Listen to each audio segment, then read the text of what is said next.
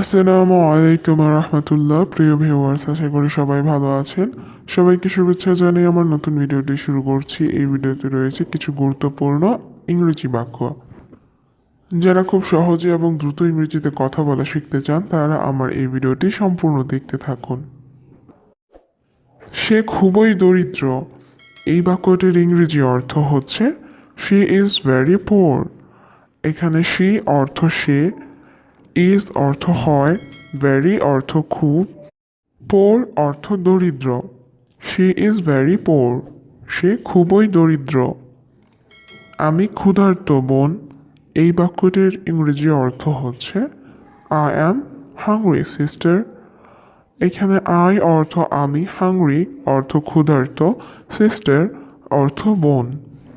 I am hungry sister. আমি ক্ষুধার্ত বোন। দয়া করে আমাকে কিছু খাবার দাও। এই বাক্যটির ইংরেজি অর্থ হচ্ছে please give me some food. এখানে প্লিজ অর্থ দয়া করে, গিভ অর্থ দেওয়া, মি অর্থ আমাকে, সাম অর্থ কিছু, ফুড অর্থ খাবার। Please give me some food. দয়া করে আমাকে কিছু খাবার দাও। বাবা কখন আসবে? এই বাক্যটির ইংরেজি অর্থ হচ্ছে when will father come? এইখানে when অর্থ কখন, father অর্থ বাবা, come অর্থ আসা। when will father come? বাবা কখন আসবে? তোমার বাবা শীঘ্রই ফিরে আসবে। এই বাক্যটির ইংরেজি অর্থ হচ্ছে your father will come back soon. এখানে ইউর অর্থ তোমার, ফাদার অর্থ বাবা, কাম ব্যাক অর্থ ফিরে আসা, সুন অর্থ শীঘ্রই। Your father will come back soon. তোমার বাবা শীঘ্রই ফিরে আসবে। তিনি অবশ্যই আসছেন। এই বাক্যটির ইংরেজি অর্থ হচ্ছে হি মাস্ট বি কামিং। এখানে হি অর্থ সে বা তিনি, মাস্ট অর্থ অবশ্যই, কামিং অর্থ আসছেন। He must be coming. তিনি অবশ্যই আসছেন। আমি ঠান্ডা অনুভব করছি। এই বাক্যটির ইংরেজি অর্থ হচ্ছে আই অ্যাম ফিলিং কোল্ড। এখানে আই অর্থ আমি, ফিলিং অর্থ অনুভব করছি, কোল্ড অর্থ ঠান্ডা। I am feeling cold. আমি ঠান্ডা অনুভব করছি।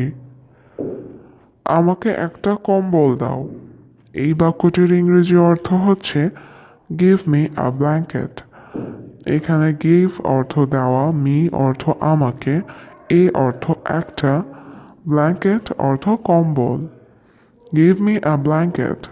আমাকে একটা কম্বল দাও। তোমার জ্বর আছে?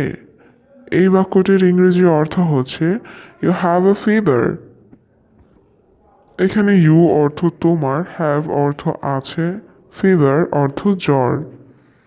You have a fever. তোমার জ্বর আছে। তুমি শীঘ্রই ভালো হয়ে যাবে। এই বাক্যটির ইংরেজি অর্থ হচ্ছে ইউ উইল বি ফাইন সুন। এইখানে ইউ অর্থ তুমি, বি অর্থ হওয়া, ফাইন অর্থ ভালো, সুন অর্থ শীঘ্রই। ইউ উইল বি ফাইন সুন। তুমি শীঘ্রই ভালো হয়ে যাবে। আমি আমার কাজ শেষ করেছি। এই বাক্যটির ইংরেজি অর্থ হচ্ছে I have finished my work. এইখানে আই অর্থ আমি, ফিনিশড অর্থ শেষ করা, মাই অর্থ আমার, ওয়ার্ক অর্থ কাজ। I have finished my work. আমি আমার কাজ শেষ করেছি।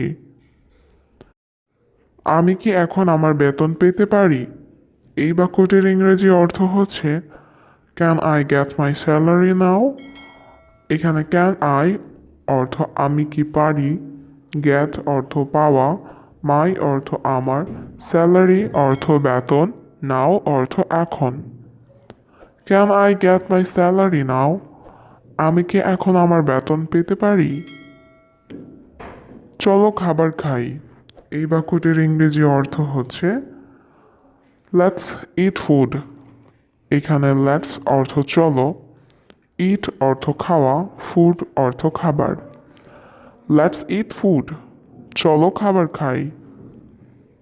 আমি কিছু রান্না করব। এই বাক্যটির ইংরেজি অর্থ হচ্ছে আই উইল কুক সামথিং। এখানে আই অর্থ আমি, কুক অর্থ রান্না করা, সামথিং অর্থ কিছু।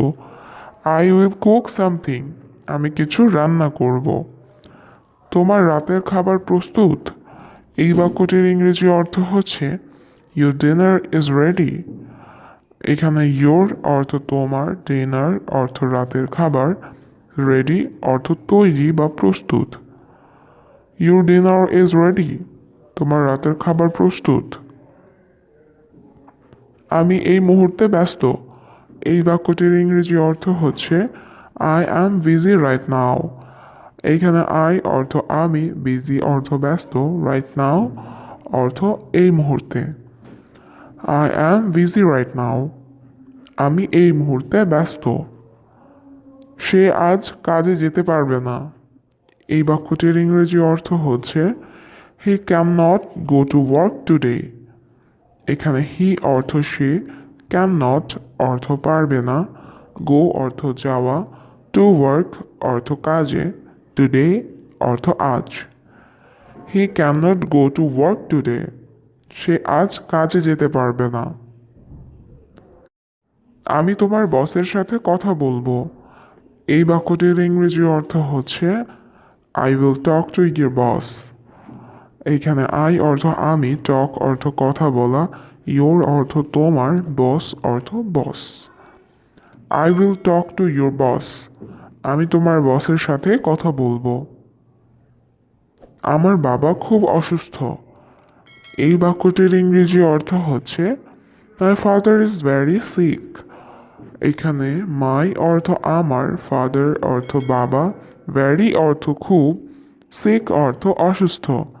মাই ফাদার ইজ ভেরি সিক, আমার বাবা খুব অসুস্থ। আমি আমার বাবার বেতন চাই। এই বাক্যটির ইংরেজি অর্থ হচ্ছে I want my father salary.